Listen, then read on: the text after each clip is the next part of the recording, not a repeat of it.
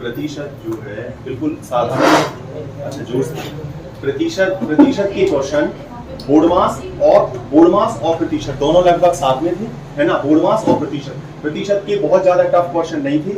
उसके बाद लाभ हानि के बिल्कुल आसान क्वेश्चन थे, बिल्कुल आसान। मतलब ये क्वेश्चन तो एक तो क्वेश्चन यही था कि किसी वस्तु का विक्रय मूल्य 700 रुपया है और उसमें लाभ 500 रुपए का होता है, तो उसका क्रय मूल्य क्या होगा। ये था। मिश्रण का थोड़ा सा जैसे सर बताते हैं सेकंड टाइप, जो अपन के सर बताते हैं सेकंड टाइप का, उसमें सेकंड टाइप के मिश्रण के 2 क्वेश्चन थे। रैखिक समीकरण के बिल्कुल आसान 3x + 4y = -2 ये वाले थे, ये रैखिक समीकरण में थे। एलसीएम और एचसीएफ में कुछ ऐसे क्वेश्चन थे कि 10 बजे बचते हैं और हर मतलब जो उसमें 10, 15 और 20 सेकंड बाद बचती हैं, तो वो अगली बार कितनी बजे बजेंगी, वो वाला था।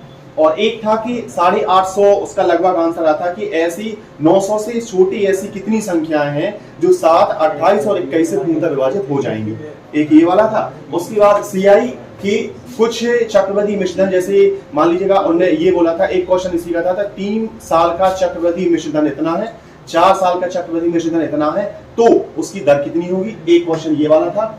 उसके बाद सीआई की किस्त के आधारित 3 क्वेश्चन थे, 2 क्वेश्चन होंगे, लगभग थोड़े से लेंदी थे, वो टाइम की वजह से नहीं हो पा रहे थे। और बोर्ड मास के कम से कम 4 से 5 क्वेश्चन होंगे और मतलब देखने में वो बड़े लग रहे थे, लेकिन जब कर रहे थे तो वो आसान हो रहे थे। उसमें मतलब अनुपात भी था और प्रतिशत भी था उसी में, और वर्गमूल जो होता है वो भी हुआ था, है ना, √30। और इसमें जो वैल्यू पूछी जा रही थी वो करनी के अंदर ही पूछी जा रही थी, है ना, करनी के मतलब एक तरफ 16 लिखा है, एक तरफ √4 लिखा। थोड़ा सा यदि गड़बड़ होगा तो आंसर 4 भी है और 16 भी है, तो बहुत बारीकी से उस पर काम करना पड़ेगा। बोर्ड मास औसत के वही कि एक कक्षा में 40 विद्यार्थी हैं, 2 विद्यार्थी चले जाते हैं तो उनकी औसत वजन में इतनी की कमी हो जाती, बिल्कुल आसान वाले वो वाले। बोर्ड मास का जो था 4-5 क्वेश्चन होंगे बोर्ड मास के, थोड़ा अच्छे लेवल के थे, मतलब देखने में कठिन थे, लेकिन जब उनसे आप सॉल्व करो तो वो आराम से हो जाते थे। उसके बाद अल्फाबेट सीरीज सबसे ज्यादा थी।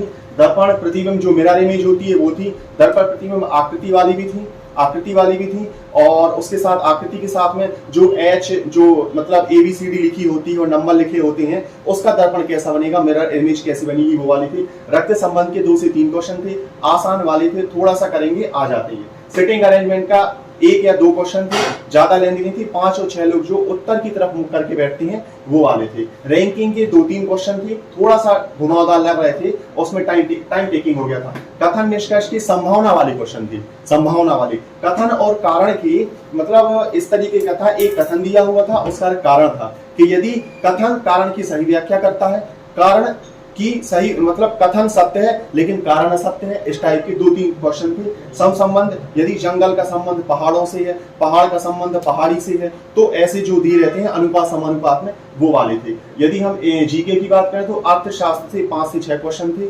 जिसने अर्थशास्त्र पढ़ी है उसके लिए वो आसान हो सकते हैं, लेकिन यदि कोई नया स्टूडेंट है तो उसके लिए टफ हो जाएंगे वो।